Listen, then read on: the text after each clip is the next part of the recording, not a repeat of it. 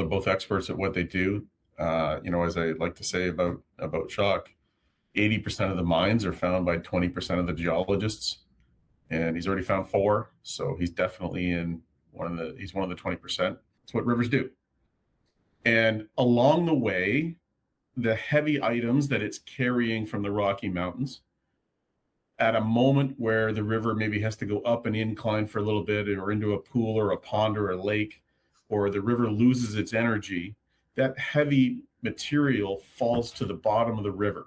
We're hunting for elephants, right? Like these deposits are worth a lot. If you find them, they're worth a lot. So, it's the old adage, it takes money to make money. Everyone, and thank you for joining us for another live CUPANI Metals event. Remember, this event is being recorded, and you can submit your questions using the chat feature. We do want this to be an interactive session, so if you have any questions, please feel free to submit them. You can find the chat button in the bottom right corner of your screen. Brian, welcome back. As we close out 2025, what would you say were the most significant accomplishments for CUPANI this year, and which developments exceeded your expectations? Thanks, Kyle. Thanks for everybody to come and either see this live or watch it later. And I think most people will watch it over the holidays. I'll start by saying on January 1st, I had a full head of hair and no bags under my eyes. But man, it's been a year for sure. Everything's changed for the better. I'll say that probably the single biggest that you can measure is we've been in the right commodities: copper, platinum, palladium. They've all ripped to the upside. Mm-hmm. And they all have structural deficits coming for them that look like they're going to continue to run for 10 or 15 years. And then another big thing was, it's very clear that the world is splitting into 2 sources of material, right? You're either sourcing things in the Chinese sphere of influence, or you're sourcing things in the Western sphere of influence. And if you're sourcing in the West, there's not enough material. So you might end up with even higher prices, as we saw for a while.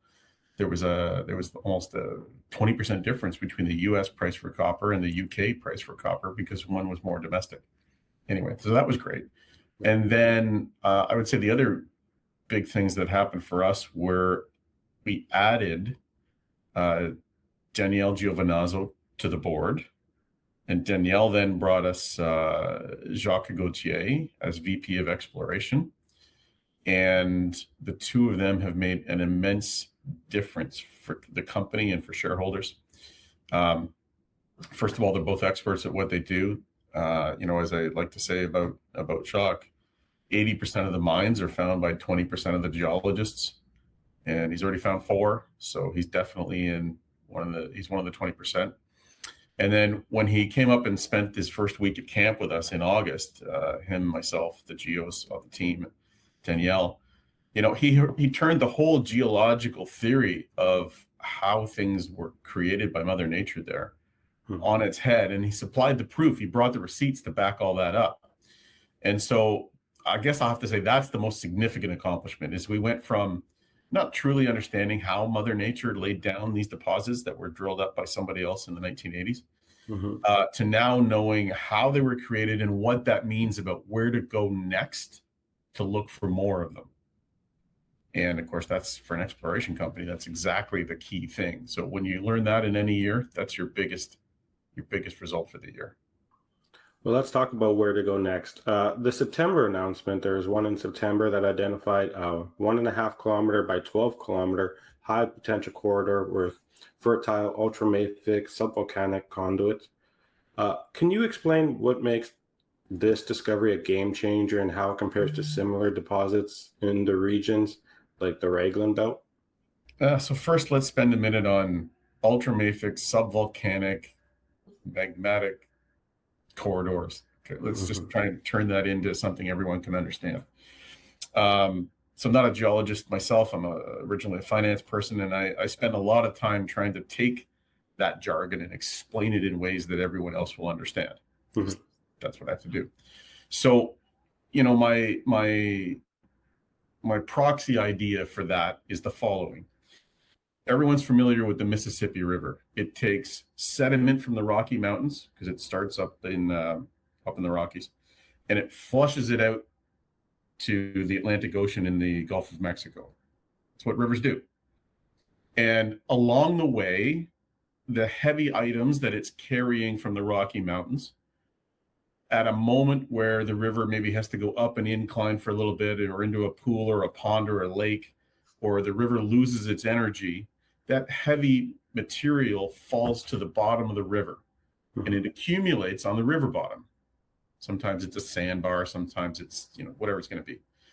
Now, all of that geology we just talked about, right? Ultramafic, subvolcanic.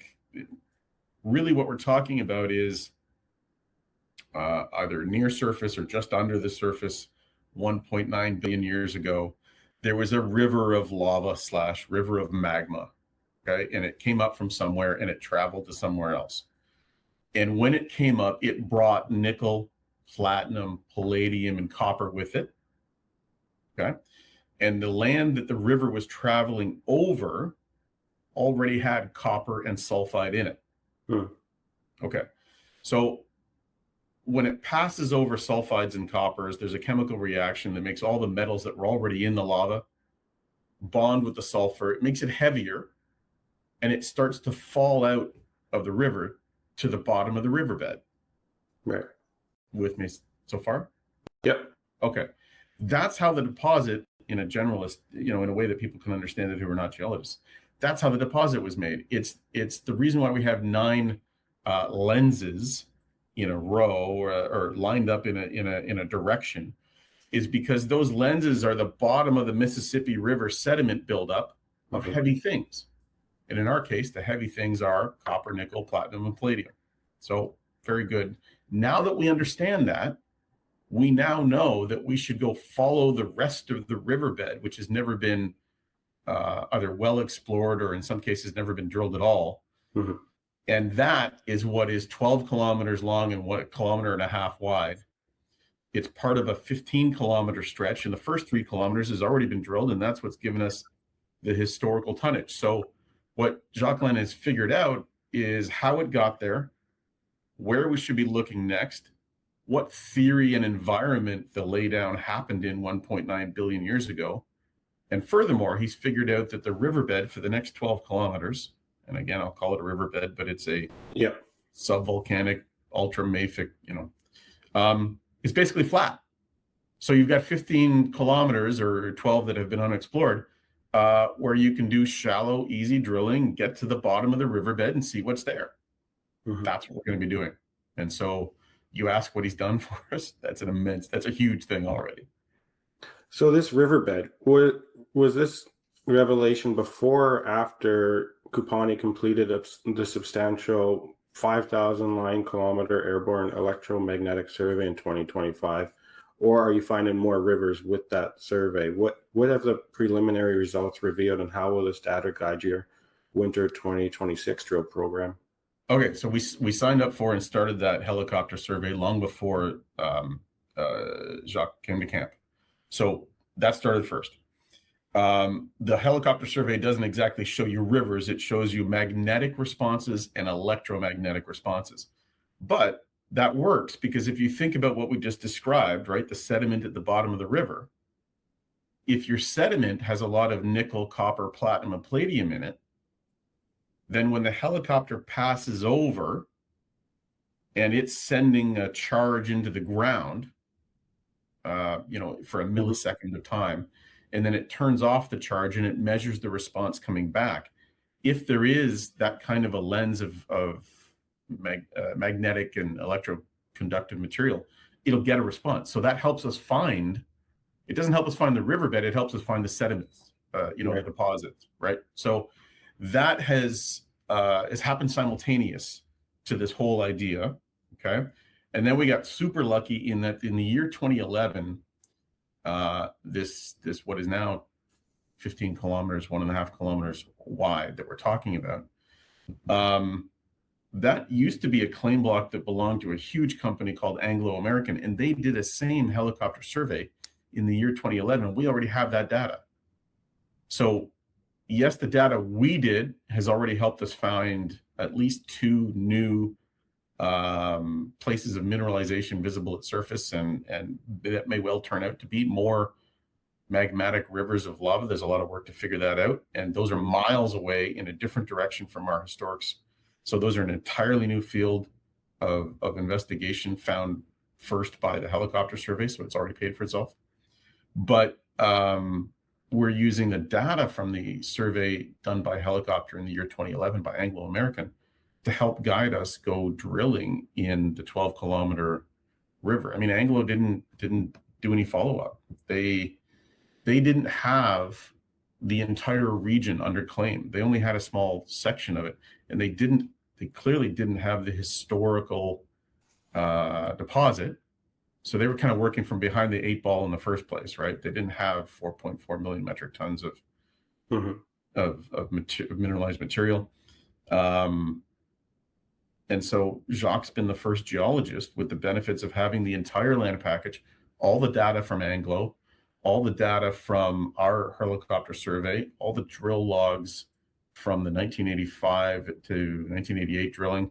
The core is still in storage in Chicoutimi.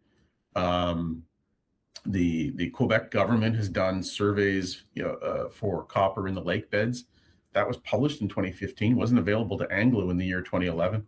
So you got to bring me back. I've kind of gone down the rabbit hole here. Has the helicopter been worth it? Yes.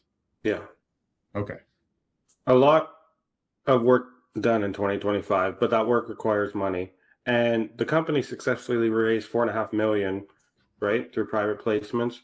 How will proceeds specifically support the winter drone campaign and other operational priorities in the coming months? Sure. So let's begin with the best thing, which is that we're operating in Quebec.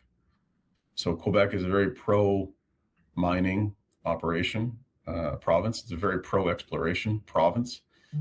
You know, if we spend $100, if we spend it on drilling, we can get $45 back from the Quebec government because we're drilling for critical minerals in the north.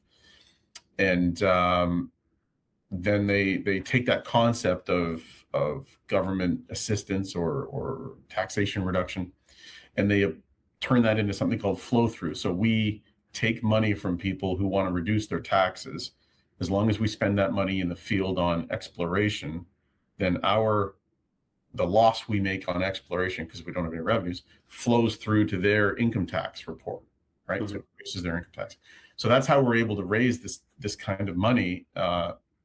And yeah, look, helicopters, surveys, geological teams, all of that money spent in 2025 came from flow through raise, or a lot of it did. And we have money left over, and then we've just closed another 2, and that will be the main support for the drilling program we're getting into. We're going to start the mobilization in January. Drills will be turning February, I guess, and then we'll leave them running. So there's a lot to do. Everything costs money. We're hunting for elephants, right? Like these deposits are worth a lot. If you find them, they're worth a lot. So, you know, it's the old adage, it takes money to make money. We're fortunate that we can get the money in because we have a credible team. We have a great project, and that's how we have to do it. No, yeah, helicopters cost money, but you haven't mentioned a significant investment you made in an AT-44 Arctic expedition vehicle, right? How will this equipment change CUPANI's operational capabilities and reduce costs compared to the traditional helicopter-based exploration? Yeah, it's one of a bunch of ideas, but the basic thing boils down to this: our exploration site is 65 kilometers away from the mining town of Schefferville, Quebec. Schefferville, for the historians in the crowd, will know it was built in the 1940s by the Iron Ore Company of Canada. It has open pit iron ore mining that's been running almost continuously since. Today, those mines are owned by the Tata Steel Company, and there is a railway that for 70 years has taken iron ore from Schefferville down to the Atlantic Ocean. And there's a handling port there called the Port of Sept-Îles, and they sell their iron ore to the world from there. So yes, in the summertime, the quickest way to get from Schefferville Airport or Schefferville town to our exploration site is helicopter or float plane. But, you know, float planes are are a little bulky for big items, and helicopters can only carry about 2,000 pounds. So when you want to bring in, fuel drums or generators or drill rigs or things like that, you need to start to think beyond the helicopter. And I've been pondering this beyond the helicopter issue for almost 2 years now.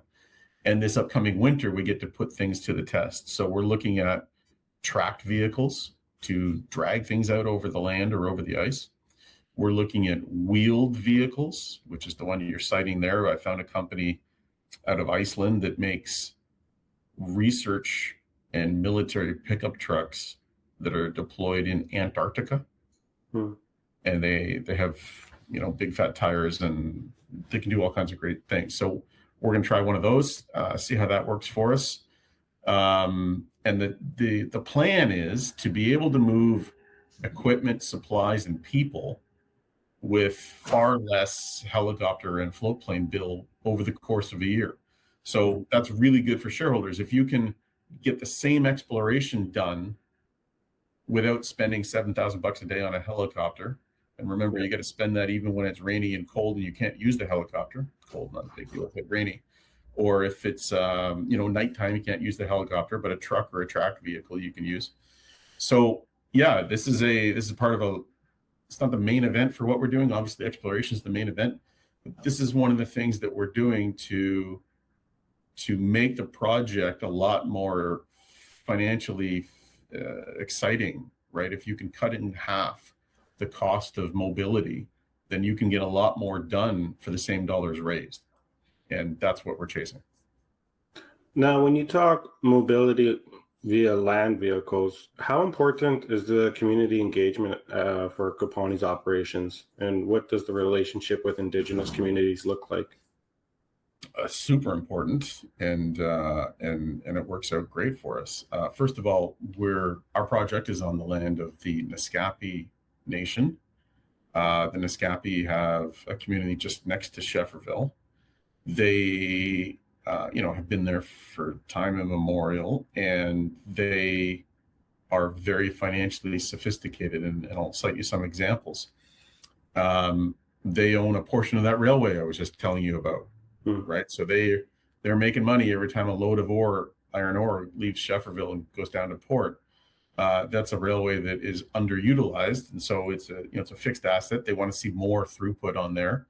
So conceptually, they're all for more operations, right? More mining, more operations, because it's going to put more load into the load capacity of the railway. But that's one issue. Another one is, like I said, they're financially sophisticated. They and three partners, one being the Micmac of Nova Scotia, another being the Cree of Northern Quebec, the fourth I can never remember.